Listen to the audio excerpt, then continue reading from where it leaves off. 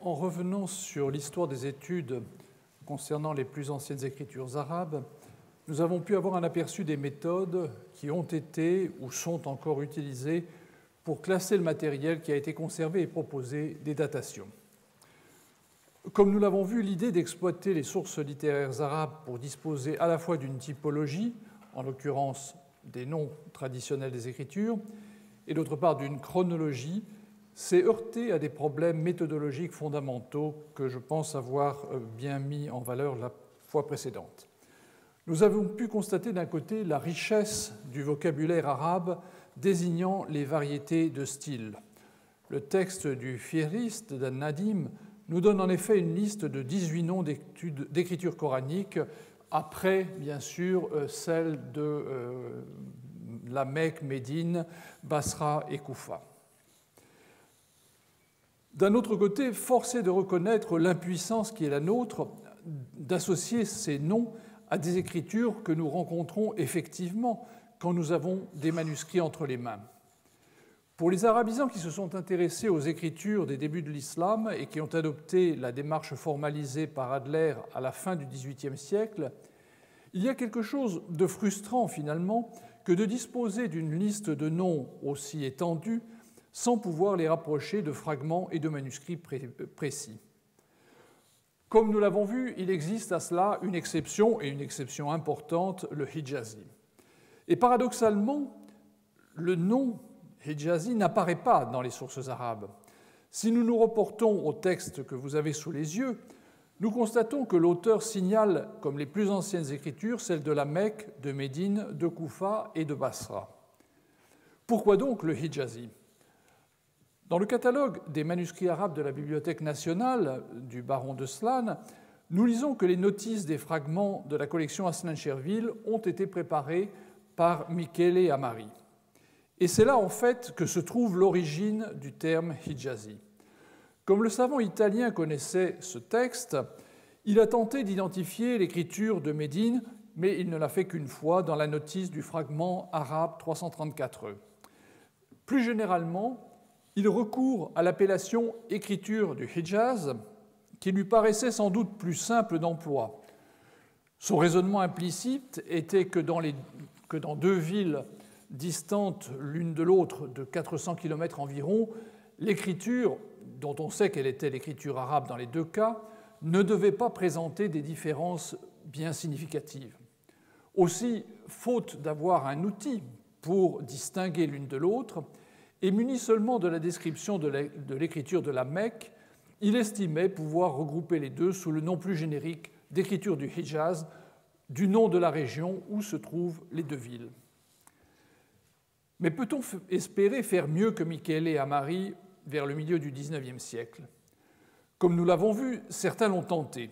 Le savant autrichien Josef von Karabatschek reprit l'examen de la description du Fihrist d'An-Nadim telle qu'elle apparaissait dans l'édition publiée un peu plus tard que les travaux d'Amari, en 1870, et commentant cette fois la planche publiée par William Wright dans son Oriental Paleography, où était reproduite une page du manuscrit de Londres oriental 2165, il retenait un des noms des styles coraniques anciens, le Maïl, pour l'appliquer à ce spécimen particulier. Après une traduction tronquée de la description d'An-Nadim, mais en cela il ne faisait que suivre les traces de Sylvestre de Sacy, il commentait l'écriture de ce Coran qu'il datait du début du 8e, voire de la fin du 7e siècle, et ajoutait « Le caractère général de l'écriture renvoie à la dérivation al-Maïl ». Ce dernier nom connaîtra une certaine faveur et concurrencera parfois celui de Hijazi, à telle enseigne que Nabia Abbott rangea l'écriture de la main A du Codex Parisino-Petropolitanus, qu'elle connaissait par une reproduction, dans sa série d'exemples de Maïl. Cette proposition, pour intéressante qu'elle soit, se heurte à deux difficultés. La première est que Karabatschek n'a pas jugé nécessaire de préciser les caractéristiques paléographiques de cette écriture, si bien que Abbott s'est refusé à ranger dans cette catégorie le fragment Paris, Bibliothèque nationale de France, arabe 328E, qui provient exactement du même manuscrit que celui qui est à Londres et qui était reproduit par Wright. La deuxième difficulté tient au texte lui-même.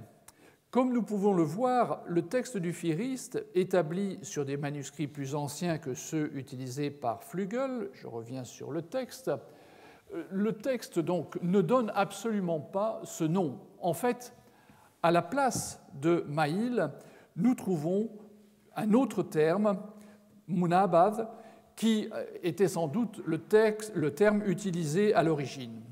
Donc le Maïl est un fantôme. Le Maïl est tout simplement une invention d'un copiste qui ne savait pas ce que voulait dire Munabad et a décidé de remplacer par quelque chose qui devait être un synonyme pour lui.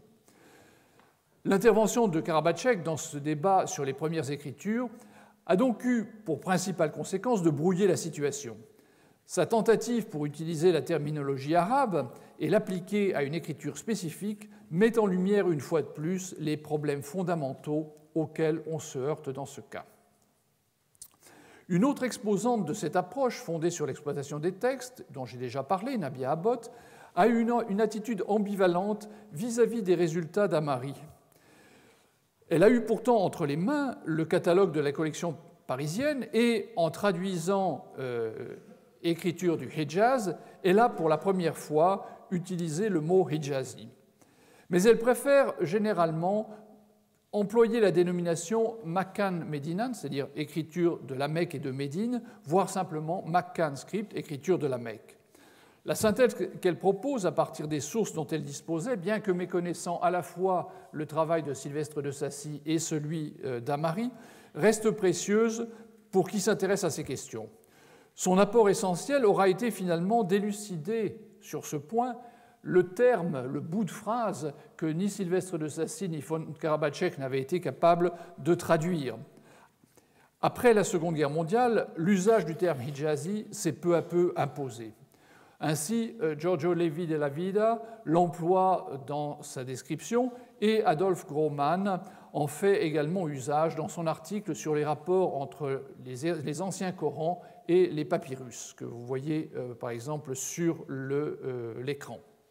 Ainsi, la proposition d'Amari, finalement, sans que cela ait été jamais dit de manière précise, a été acceptée, certes sans trop d'examen, par les spécialistes de l'histoire de l'écriture arabe, mais au lieu de parler d'écriture du Hijaz comme ils le faisaient, ils ont préféré recourir à un adjectif arabe de même sens, Hijazi, de même que l'écriture de Koufa et le Koufi, autrement dit notre Koufik.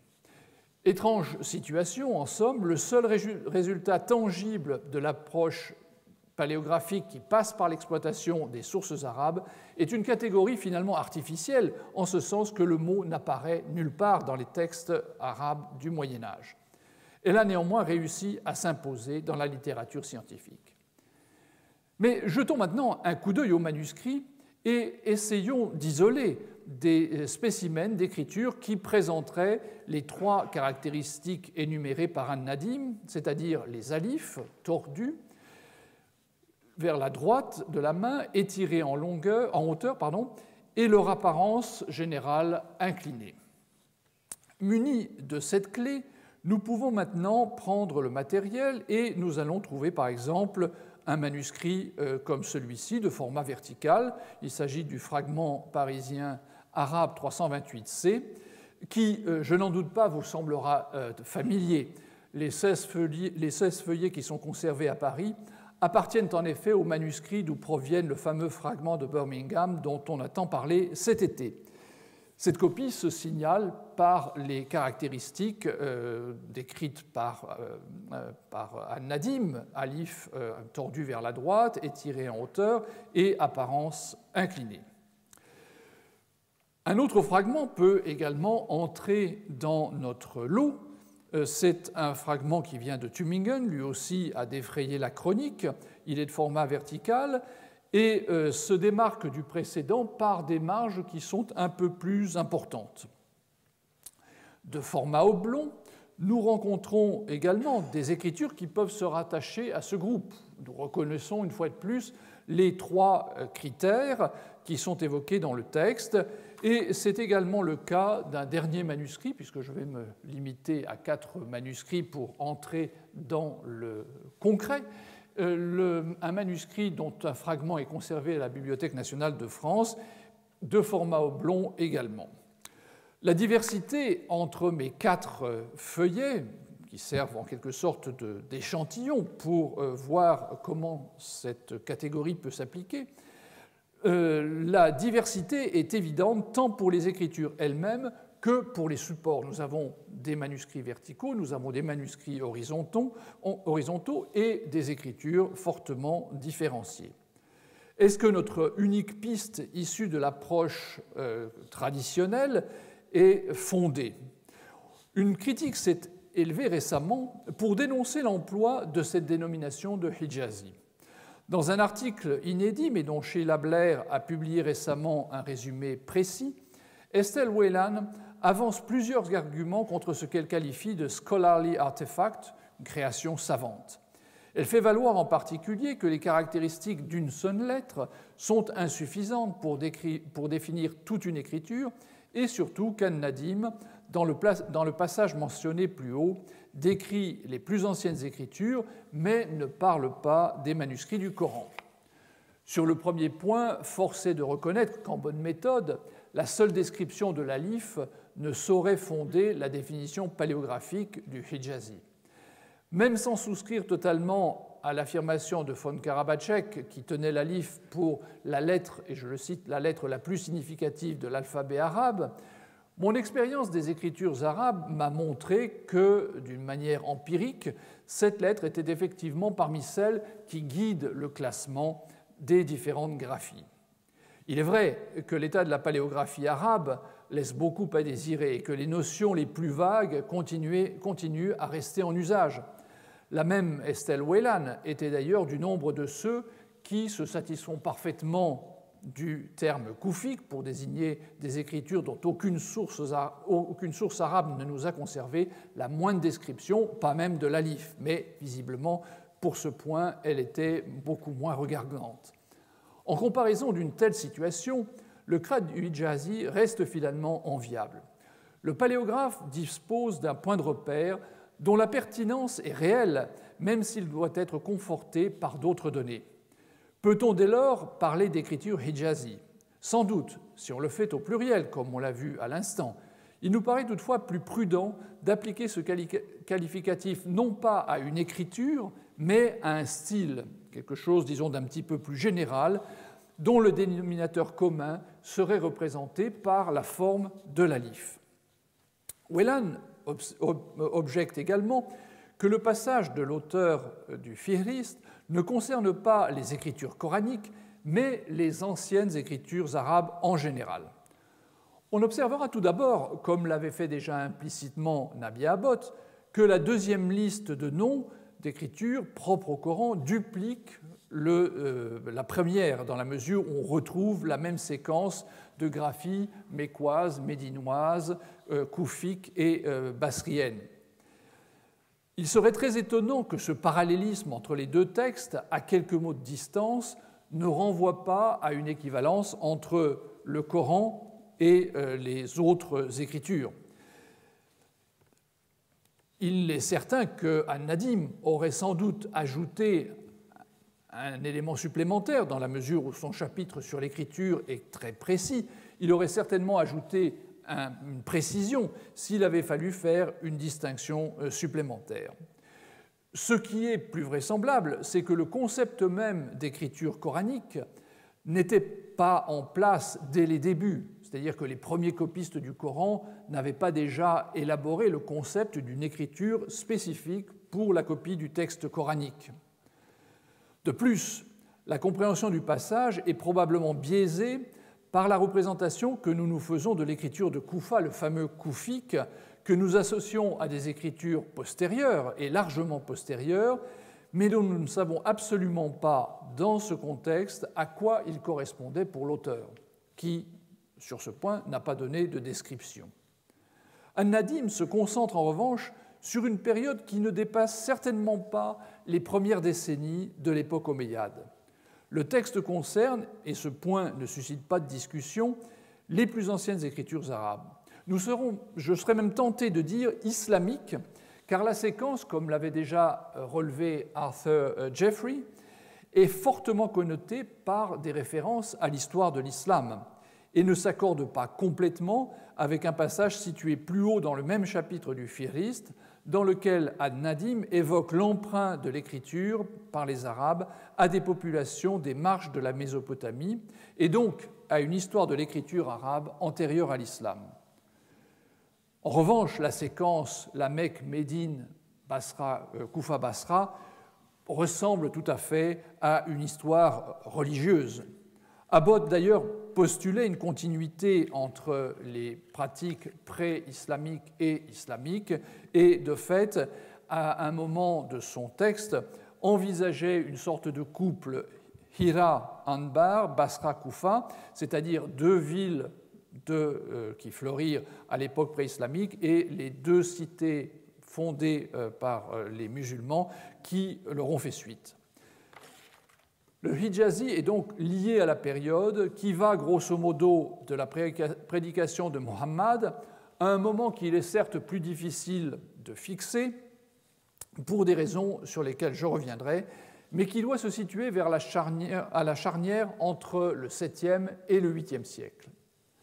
Comme je le disais il y a un instant, rien dans les informations qui nous ont été conservées dans les sources arabes ne nous permet de dire que l'idée de réserver une ou plusieurs variétés d'écriture à la transmission du texte coranique soit apparue dès le moment où, sous les premiers califes, la mise par écrit du Coran débute.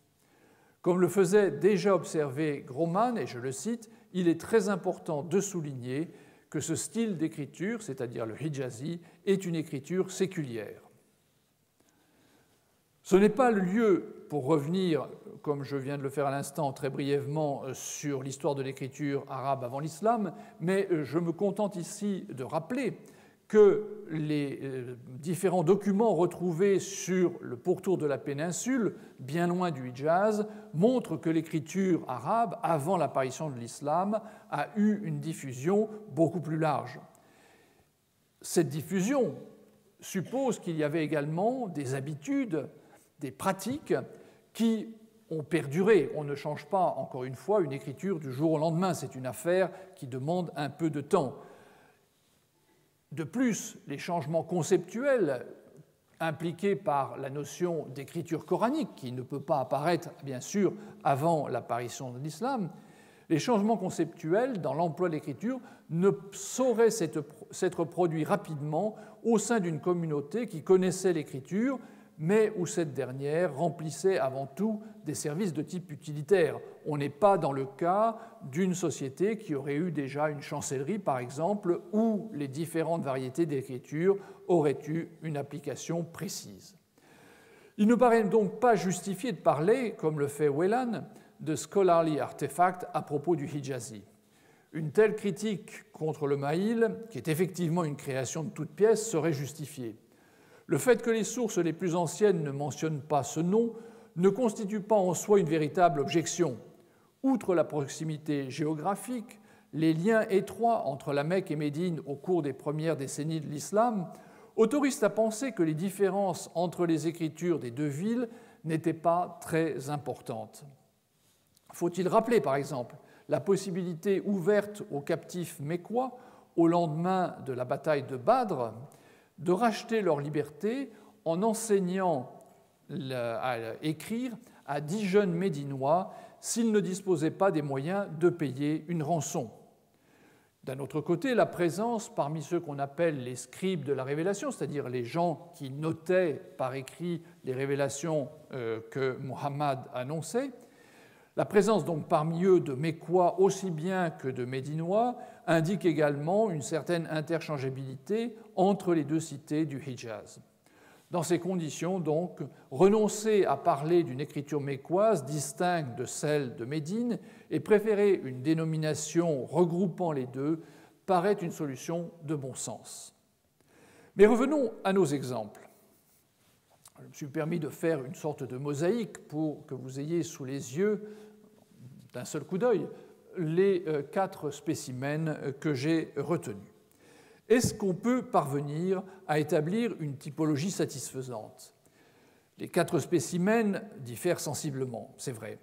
Est-ce que l'un d'eux est le Hijazi d'An-Nadim, ou est-ce qu'ils le sont tous, même si notre œil dit le contraire, ou est-ce que certains le sont et d'autres pas?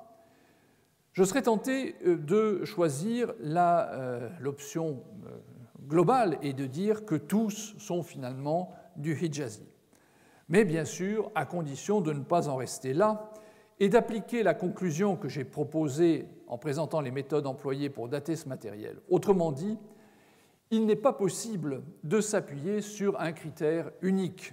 Il faut prendre en considération la codicologie, c'est-à-dire l'étude du support matériel, la philologie, c'est-à-dire l'étude du texte, de la langue présente sur les documents, mais aussi les décors ou leur absence, puisque, nous le verrons, tous les Corans ne sont pas décorés.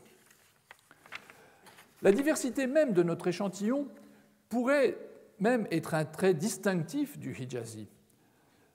De fait, un examen du matériel montre que plusieurs copies assez similaires à l'arabe 328C, que vous avez maintenant sous les yeux, autrement dit le fameux fragment de Birmingham, sont le résultat d'un travail collectif. Cela n'est pas inhabituel à l'âge du manuscrit, ce qu'il est davantage est que les différentes mains maintiennent de manière intégrale leur spécificité. Une copie de cette même époque est l'œuvre de 5 copistes dont la contribution est reconnaissable à première vue, car aucun des intervenants n'a fait l'effort de modeler son écriture sur celle de ses collègues. Le seul souci que l'on peut discerner, c'est celui de ne pas mettre face à face 2 écritures différentes lorsque ce manuscrit est ouvert. Aussi les changements se font-ils toujours entre le recto et le verso du même feuillet. Sur la mosaïque présente sur l'écran, vous voyez donc comme fond l'écriture du copiste principal, celui qui a réalisé pratiquement la moitié de ce qui nous reste du manuscrit, et puis 4 détails des écritures des autres intervenants.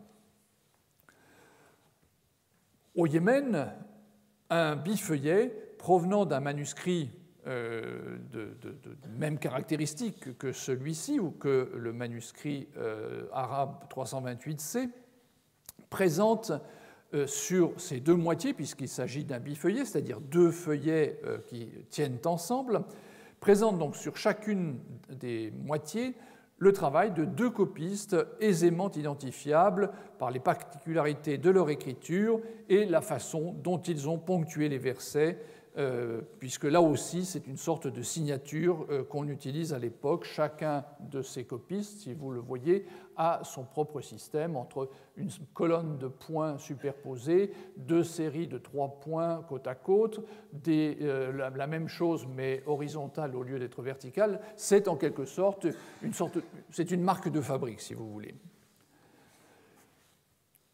Nous verrons plus loin que la scriptio defectiva domine dans tous les 2 feuillets examinés et dans tous les exemples, mais j'y reviendrai dans un instant. Dans un autre manuscrit qui est conservé à Saint-Pétersbourg, mais qui était originellement à Fustat, le manuscrit Marcel 17, on trouve exactement la même situation. Des copistes qui travaillent ensemble, là je n'ai qu'un seul exemple à vous montrer, mais il y a 3 mains qui se sont relayées pour travailler à la copie du manuscrit. Et ce manuscrit est différent de cette copie à 5 mains que je mentionnais tout à l'heure, dans la mesure où les changements d'intervention se font parfois du verso au recto. C'est-à-dire que quand on ouvre le manuscrit, on a à plusieurs moments 2 écritures radicalement différentes, ce qui signifie que les copistes n'avaient pas considéré que cette différence pouvait poser un problème. Un autre manuscrit, à Damas, dont voici un feuillet, est également le résultat de la copie du texte coranique par 2 copistes qui se relaient Nous ne pouvons pas, bien sûr, apprécier toujours très précisément la quantité de travail de chacun d'eux, dans la mesure où tous les manuscrits dont je viens de vous parler sont des manuscrits fragmentaires, c'est-à-dire que nous n'avons que quelques feuillets, de 2 à pratiquement 100, suivant les cas. On pourrait ajouter d'autres références de manuscrits également sur format oblong, donc il ne s'agit pas simplement d'une particularité propre au Coran copié sur le format vertical, mais c'est également présent sur des manuscrits de format oblong qui nous montrent bien que ces manuscrits étaient copiés parfois par des équipes. J'ouvre ici une toute petite parenthèse. Les manuscrits que je vous présente ont été trouvés sous la forme que vous voyez sur l'écran. C'est-à-dire que vous voyez, ce sont des fragments qui étaient conservés sans beaucoup de soin. Comme vous l'avez compris, les Marcel, les Wettstein, qui ont collecté les fragments au XIXe siècle, se sont servis dans des amas de ce genre et ils ont sélectionné des feuillets, ce qui veut dire qu'ils ont pris parfois des feuillets d'un manuscrit qui ont été ensuite acquis, dont d'autres feuillets ont été acquis ensuite par d'autres collectionneurs, ce qui fait que ce qui était à l'origine ensemble, même si c'était dispersé, maintenant est réparti entre plusieurs bibliothèques. Donc, à la dispersion, à l'état initial de dispersion des manuscrits à la suite de l'âge qui faisait que les reliures se sont défaites, les chercheurs qui travaillent sur ce matériel doivent en plus identifier les feuillets qui faisaient à l'origine partie du même manuscrit, et ce, dans diverses collections. Or, vous l'avez compris, si on ne trouve pas, pour les manuscrits de cette catégorie de style hijazi, si nous ne trouvons pas sur le même feuillet 2 écritures différentes ou sur le même bifeuillet 2 écritures différentes, nous pouvons passer complètement à côté d'un cas de travail à plusieurs, dans la mesure où nous allons considérer qu'il s'agit de 2 manuscrits différents, alors qu'en fait, en l'absence d'indices, nous les voyons comme 2 choses tout à fait indépendantes. Donc, c'est un problème si cet indice absolument crucial pour le remontage des manuscrits fait défaut, nous sommes absolument sans ressources pour pallier cette situation. Quoi qu'il en puisse être des affres du coranologue moderne dont je viens de vous parler, et c'était ma petite parenthèse, les différents témoignages montrent que cette procédure de copie collective s'est répétée à plusieurs reprises au cours de la période qui correspond d'un point de vue stylistique au moment où a été produit le fragment arabe 328c. La raison de ce travail à plusieurs ne saurait être l'emploi d'une écriture de réalisation difficile et qui aurait donc monopolisé les copistes sur une très longue durée. Cette situation, nous la rencontrerons plus tard à l'époque abbasside. Mais comme vous avez pu le voir, les manuscrits de cet âge sont dans des écritures qui ne semblent pas d'une difficulté extraordinaire. Donc l'hypothèse de contrainte de temps serait plus plausible, c'est-à-dire que ce qui motiverait le travail à plusieurs mains pour copier le texte du Coran, qui est somme toute un texte assez bref, c'est le désir de transcrire dans des délais courts ce texte et diffuser un nombre plus important de copies grâce à la collaboration de plusieurs intervenants qui utilisent une écriture qu'ils ont appris, si j'ose dire, sur le tas, une écriture qui leur est propre, une écriture fortement marquée par des caractéristiques individuelles, tout en se rattachant au style hijazi. Mais revenons aux manuscrits que vous voyez sur l'écran. Ces marges, vous le remarquez, sont pratiquement inexistantes.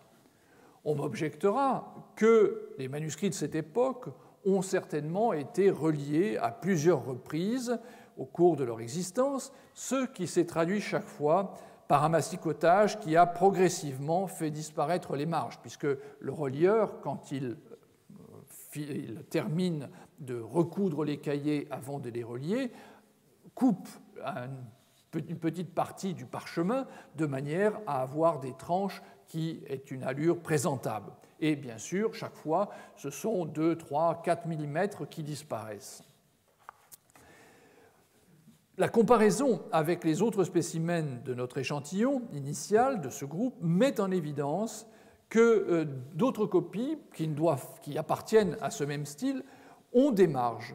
Donc, il n'est pas sûr que l'absence de marge soit le résultat de cette longue histoire. Et de fait, quand on regarde les manuscrits, on se rend compte à plusieurs reprises que les bords de la feuille même de parchemin sont présents dans la marge, ce qui indique que la marge était en fait très très juste et que c'était la conception initiale de ces manuscrits qui les privait de marge.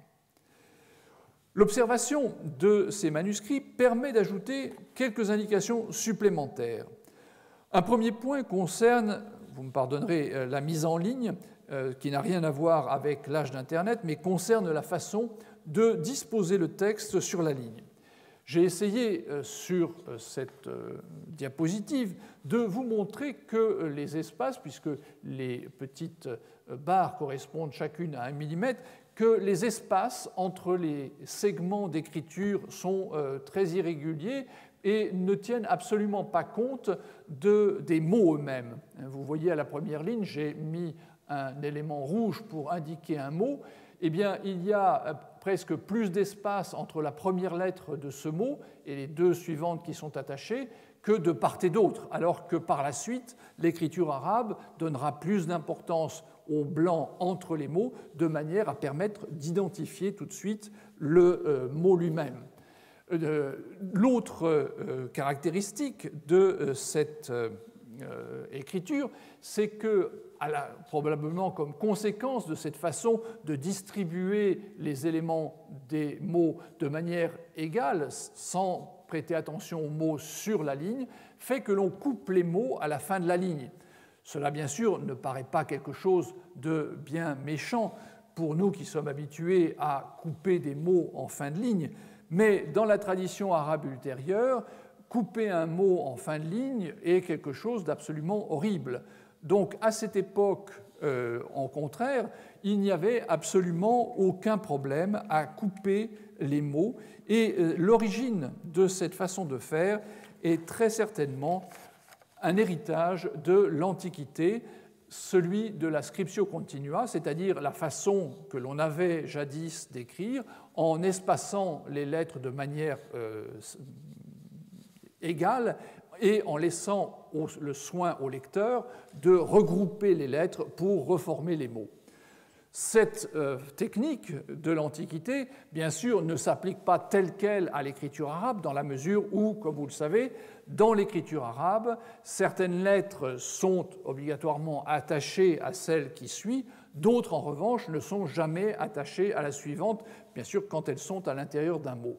Donc, ça explique cette situation que vous voyez ici, où vous avez de temps à autre des séquences de lettres qui sont attachées, puis des lettres séparées, mais tout est traité un petit peu de la même façon. En revanche, les copistes sont tout à fait attentifs à ne pas couper de mots à la fin d'une page. Quand ils arrivent à la fin, brusquement, leur bon sens linguistique revient au premier plan, et ils s'arrangent pour terminer toutes les pages avec un mot entier, ce qui fait que vous n'avez jamais à tourner la page pour savoir ce qui vient après. Vous l'avez déjà sous les yeux. Toutes les copies du Coran ne comportent pas de décor. C'était un exemple de cette époque pour vous montrer cette distribution, cette fois-ci en naturel. Toutes les copies du Coran ne comportent pas de décor qui marque le passage d'une sourate à une autre. Dans la seule collection pour laquelle nous ayons une vue globale, celle de Sanaa, ce ne serait pas plus de 10% des copies des textes coraniques, selon les chercheurs allemands, qui auraient des enluminures. Voyons un peu dans notre échantillon. Nous avons d'abord le fragment 334C, arabe 334C, qui appartient à ce groupe de manuscrits enluminés. Vous allez voir que j'ai un petit peu biaisé mon échantillon en y introduisant plus d'enluminure que les 10% réglementaires, mais c'est pour pouvoir faire quelques observations plus précises. Le style de l'enluminure n'est pas étonnant, c'est même quelque chose d'assez simpliste. Cela repose en fait sur la juxtaposition d'une sorte de module géométrique simple dans tout l'espace disponible, et puis entre les deux lignes qui sont les plus proches, une sorte de branche qui rejoint la marge intérieure. Dans le manuscrit le plus archaïque dans notre échantillon, l'arabe 328C, nous avons aussi des décors, mais vous le voyez, encore plus frustes, des sortes de bandes ondulées qui se terminent par quelque chose dont on ne sait pas trop si c'est une évocation d'un élément végétal ou simplement une courbe supplémentaire. Plus intriguant est le manuscrit de Tübingen, dont les décors sont de simples dessins à l'encre, mais qui révèle de la part de l'enlumineur une habileté dont ne peut se prévaloir celui qui a décoré le fragment arabe 334C. Ce qui est important, c'est que ces éléments font penser à une information que nous trouvons dans les sources arabes et qui est associée aux réformes réalisées à l'époque omeyyade sous la responsabilité d'Al-Hajjaj ibn Yusuf et avec la participation de Hassan al-Basri. C'est le moment, nous dit-on, où furent introduits des éléments qui marquaient visuellement la séparation entre les sourates. Certes, j'ai déjà eu l'occasion de dire que ces informations tirées des sources arabes sont toujours à prendre avec prudence, mais si cette indication était fondée, elle nous donnerait un terminus postquem pour toutes ces copies. Par parenthèse, du coup, la date qui a été avancée pour le fragment de Birmingham deviendrait caduque, puisqu'il serait forcément postérieur à l'époque d'Al-Hajjaj, dans la mesure où ce décor appartient à cet ensemble dont les feuillets de Birmingham faisaient partie. Donc la date qui a été proposée, entre 568 et 645, devrait être révisée. Passons maintenant à l'examen de l'écriture sur nos 4 échantillons. On observe que les astes ont une allure plutôt élancée, parfois même très marquée dans le cas de la partie supérieure de l'écran, avec une inclinaison vers la droite selon un angle qui va de 15 à 35 degrés suivant les cas. Ici, 35 degrés, nous ne les atteignons pas, mais disons, il y a toujours une inclinaison. Ce trait apparaît de manière très nette dans les alifs, qui se signalent donc par ce point et par le retour inférieur orienté vers la gauche. Et puis, il y a également d'autres lettres qui se signalent à notre attention. Le kaf final a une forme très particulière avec une partie horizontale qui s'avance considérablement. Le nun aussi est intéressant dans la mesure où les 4 spécimens s'opposent en quelque sorte entre ceux qui le voient comme une lettre plutôt arrondie et puis le dernier exemple en bas à gauche où cette lettre se présente comme un segment vertical, presque comme un croissant, avec 2 petites extrémités de part et l'autre de la verticale qui les unit. La vocalisation, enfin, est un dernier élément à prendre en considération. Je veux bien sûr parler des voyelles brèves. Si vous regardez l'écran, vous voyez que sur 3 exemples, dans la partie supérieure à droite et les 2 exemples du bas, vous avez des points rouges qui parsèment le feuillet. Bon, comme le dernier exemple est en noir et blanc, ce sont des choses qui apparaissent en grisé. Ces points rouges, ce sont des voyelles brèves qui figurent donc sur 3 de nos spécimens de Hijazi. Seul le fragment arabe 328C, celui qui est en haut à gauche, n'en compte absolument pas du tout. L'exemple kérouanais en bas à droite, comportent des voyelles, mais leur forme un petit peu erratique me laisse penser qu'ils pourraient avoir été ajoutés par la suite. Sur ce point également, nous pouvons nous retourner vers les sources et nous apprenons que cette introduction de voyelles brèves dans les Corans est quelque chose qui remonte à l'époque omeyyade, et nous retrouvons le célèbre épisode que j'évoquais tout à l'heure où Al-Hajjaj ibn Yusuf introduit donc les voyelles brèves, même si le père de cette réforme est légèrement antérieur. La paléographie, associée à la codicologie et à l'histoire de l'art, et dans une certaine mesure à la philologie, permet donc déjà de distinguer différents assemblages au sein de cet échantillon. Les datations du parchemin apportent quant à elles des indications qui croisent les observations précédentes. L'arabe 328C appartient donc à une strate de production plus ancienne que Tübingen. Donc, Birmingham est en fait la même datation, donc vous voyez que c'est antérieur au Coran de Tübingen, la troisième ligne en partant du bas. Nous ne disposons pas pour le moment de dates obtenues par la même méthode pour les deux autres spécimens, celui de Kérouan et l'arabe 334C, qui est sans doute le plus récent de notre groupe. Celui de Kérouan est plus énigmatique et pour l'instant, je n'en parlerai pas davantage. En tous les cas, ces remarques permettent de distinguer, au sein de la production manuscrite couverte par la description d'un nadim, au moins 2, voire 3 sous-ensembles. Vous voyez donc que la dispersion est extrême. Et même si de sérieux doutes planent sur les dates proposées, nous pouvons, comme je le soulignais, exploiter la chronologie relative des fragments pour les ordonner dans le temps.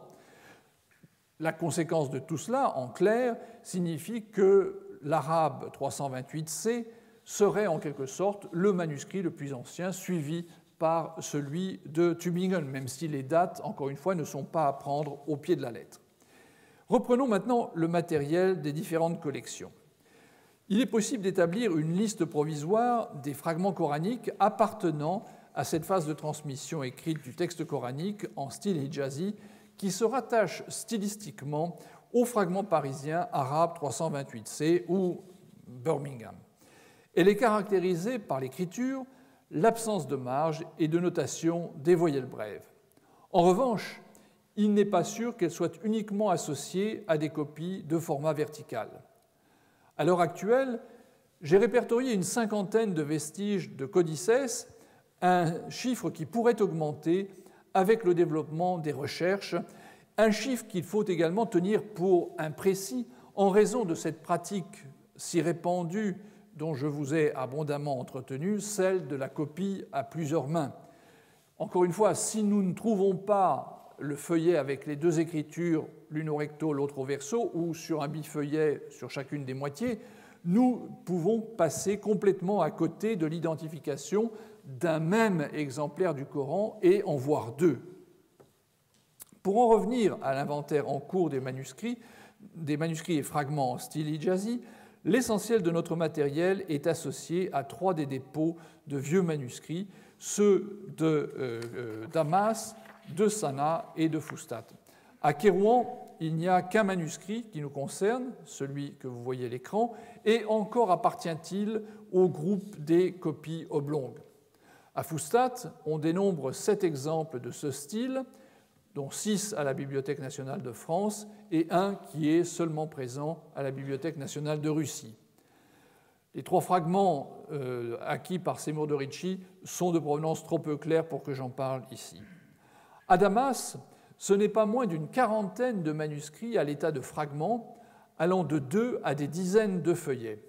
Quant à Sanaa, on dénombre un peu moins de 10 fragments qui étaient en cours de remembrement au moment où j'ai pu voir la collection.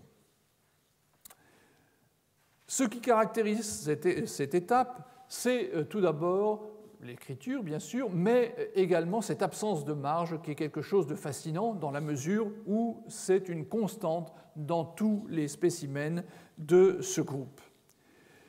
Un autre point extrêmement intéressant, c'est que la majorité des grands manuscrits de ce groupe n'ont absolument aucun décor entre les sourates, ce qui pourrait être là aussi un indice d'archaïsme. Le nombre des fragments coraniques appartenant à cette phase de transmission écrite est somme toute relativement important. Une cinquantaine de manuscrits, c'est considérable dans la mesure où nous parlons de quelques décennies seulement. L'évidence qu'ils nous fournissent est à prendre avec un petit peu de précaution dans la mesure où l'origine est exclusivement occidentale. Je veux dire par là que tous les manuscrits trouvés l'ont été soit à Damas, soit à Sanaa, soit à Fustat, donc dans la partie occidentale du monde musulman, dans la seconde moitié du 7e siècle. Est-ce que cette information est représentative pour la partie orientale? Est-ce qu'on procédait de la même façon dans la partie orientale du monde musulman à cette époque? Alors, bien sûr, comme les manuscrits ont été trouvés à un endroit, cela ne veut pas dire qu'ils ont été produits à cet endroit. Ils ont pu être apportés par la suite. Donc, c'est un point qui reste un petit peu flou. Et puis, je n'arrête pas d'employer ce nom de Hijazi, donc d'écriture du Hijaz, qui n'a absolument aucune incidence sur le lieu de production. Tous ces manuscrits, ou du moins une bonne partie d'entre eux, ont été produits ailleurs. Ils n'ont pas davantage à voir avec les écoles de lecture du Coran qui apparaîtront par la suite et qui, elles aussi, se définissent sur des bases géographiques. Les écoles de Damas, de Basra, de Koufa, etc., qui pourraient, là aussi, comme il y en a une qui est médinoise, faire penser à une origine médinoise d'un certain nombre de fragments. Le risque de confusion entre ces différents ordres de réalité existe et il faut donc être très prudent sur ce point. Mais revenons donc aux fragments.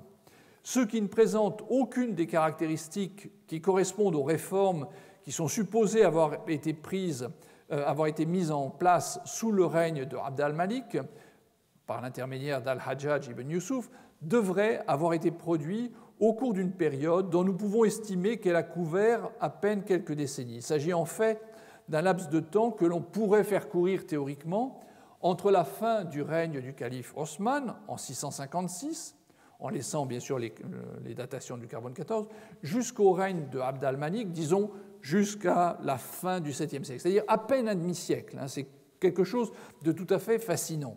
Il faut bien sûr laisser ouverte la possibilité que quelques copistes dans un âge avancé auraient continué à utiliser cette écriture qu'il avait apprise dans sa jeunesse, dans la mesure où, bien sûr, il n'allait pas retourner à l'école pour apprendre les nouveaux styles. Donc on peut, d'une part, envisager cette possibilité pour étendre un tout petit peu la période dont je parle. On peut également penser que, dans certains cas, des commanditaires aient passé commande d'un manuscrit à l'ancienne. À l'ancienne, ça n'était pas bien considérable, on parle encore une fois d'à peine un demi-siècle, mais on peut tout à fait imaginer qu'un copiste très attaché aux origines de l'islam ait dit « je veux quelque chose comme un manuscrit des compagnons du prophète », par exemple.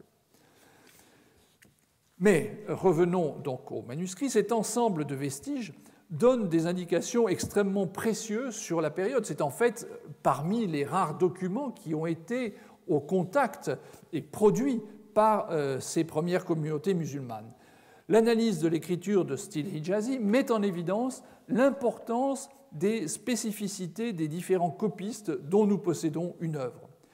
Des recherches récentes ont mis en lumière, pour une époque un petit peu plus récente, l'existence de formes alternatives pour un certain nombre de lettres, c'est-à-dire de tracés qui viennent en sus de celui qui est le plus ordinairement employé. L'origine de cette pratique pourrait remonter à cette période où le style hijazi dominait, style qui montre sur un certain nombre de points que les copistes disposaient de répertoires variables quand ils copiaient le texte coranique. Cela contribue à accentuer le caractère éminemment individuel de la pratique de l'époque et à rendre plus difficile la définition d'ensemble. Les raisons de cette façon de faire nous échappent. Faut-il la placer au niveau des individus ou l'associer à des habitudes régionales? Malheureusement, sur ce point, il est impossible de répondre. La pratique de l'écriture est marquée, je viens de le dire, par cette dimension individuelle. Toutefois, l'existence d'un répertoire commun de formes de lettres qui assure la lisibilité, sinon il aurait été impossible de lire les manuscrits, ou seulement ça n'aurait été possible que pour un petit nombre de gens formés à telle ou telle main. Donc l'existence d'un répertoire commun ne peut être niée. La disposition du texte et l'allure générale de l'écriture, à la fois élancée et inclinée, constituent d'autres indices d'une communauté d'inspiration. Il paraît donc légitime de reconnaître que le style hijazi est bien un style spécifique, et la description qu'An-Nadim en fait dans son ouvrage se trouve confirmée par l'observation de ce groupe de manuscrits, un point sur lequel je n'apporte rien de nouveau, puisque déjà Michele Amari l'avait observé. À la suite de ce dernier, qui a employé la formule écriture du Hijaz, je crois que le terme hijazi est tout à fait approprié pour définir ce matériel. Que reflète cette diversité des mains? Que peut-elle apprendre à propos du texte du Coran? Nous sommes en un moment où plusieurs recensions sont en compétition, ou du moins circulent parallèlement.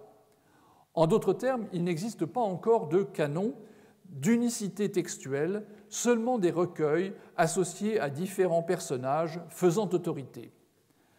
D'un autre côté, le nombre même des fragments ou manuscrits en style hijazi révèle, sur une période très brève, un véritable besoin de disposer de copies du texte révélé, et ceci alors que la mémorisation est en principe le vecteur fondamental pour la transmission du texte. Cette situation invite à revenir sur le point de vue défendu par Daniel Madigan dans son The Quran Self-Image, l'auto-image du Coran, et partagé par Anne-Sophie de Boislivaud. Pour ces deux auteurs, l'étude du mot kitab, qui veut dire livre, l'étude donc de ce mot dans le Coran permet de conclure que son sens n'est pas celui de livre, qui est celui qu'on attend bien sûr, mais plutôt celui abstrait d'écriture. Pour ma part, je vois que l'histoire des lendemains de la disparition de Mohammed, aussi bien que cette abondante production de copies du Coran au cours des premières décennies, invite à s'interroger sur la façon dont les disciples puis les membres des premières communautés musulmanes entendaient ce mot dans le contexte de l'époque. Il ne fait pour moi pas de doute qu'un réel besoin de disposer d'une copie bien réelle d'un livre ou d'une écriture annoncée depuis longtemps se faisait sentir très fort. Pensons par exemple à la sourate 38 en son verset 29 où il est dit « Voici une écriture bénie que nous avons fait descendre vers toi ». La strate la plus ancienne de manuscrits coraniques est bien éloignée de ce qu'est une édition contemporaine du Coran. Outre l'écriture avec son apparence spécifique, une série de différences sautent aux yeux. La plus évidente est l'absence de vocalisation brève, de même que celle de tous les signes qui sont maintenant utilisés en arabe pour indiquer l'attaque vocalique, ou hamza, le redoublement d'une consonne, le shadda, indéfinition, tanwin, absence de voyelle, soukoun, pour ne pas parler des signes plus techniques propres aux éditions modernes du Coran qui signalent les pauses obligatoires dans la récitation ou au contraire celles qui sont interdites, etc., etc. À peine moins évidente est la parcimonie avec laquelle les signes qui permettent de distinguer l'une de l'autre les lettres de même forme sont utilisés. Sur la partie gauche de l'écran, j'ai indiqué avec un cercle rouge ces points diacritiques qui permettent de savoir s'il faut lire ya, ba, ta, nun, tha. Et vous voyez qu'ils apparaissent sur la partie gauche également dans un cercle rouge, et vous voyez qu'ils sont une minorité par rapport à la foule de points qui permettent de reconnaître clairement les différentes lettres de l'alphabet. Sur la page de gauche, il y a pratiquement 130 points qui indiquent la valeur des lettres, alors que de l'autre côté, pour la même dimension textuelle, vous n'en avez que 5. Plus difficilement identifiable sans lire le texte coranique sont les différences orthographiques qui affectent le squelette consonantique ou rasme, c'est-à-dire ce qui est la base même de l'écriture, ce que commence par écrire un copiste arabe avant d'ajouter les éléments que j'ai mentionnés auparavant. C'est-à-dire que sans cette identification, il s'agit vraiment de savoir le texte par cœur pour utiliser le manuscrit que vous avez de l'autre côté. La définition paléographique est une première étape dans l'identification des fragments en style hijazi. Elle n'est toutefois pas suffisante, nous l'avons vu. Les données codicologiques, le décor, constituent des paramètres importants. De fait, au sein de la diversité du groupe constitué autour d'Arabe 328C, les éléments de mise en page, l'absence de marge, la gestion des lignes, l'espace laissé blanc entre les sourates, sont pratiquement les seules caractéristiques clairement communes plus que les lettres ou leur forme. Les résultats des analyses du carbone 14 du parchemin apportent quant à eux une indication sur l'antériorité de ce groupe par rapport aux autres formes de hijazi qui faisaient partie de notre échantillon. Au cours de cette phase initiale, ce style reflète un moment de l'histoire de l'islam où ceux qui détiennent le pouvoir n'ont pas encore complètement envisagé de contrôler les usages de l'écriture, avec ou sans majuscules, ou n'y sont pas encore parvenus.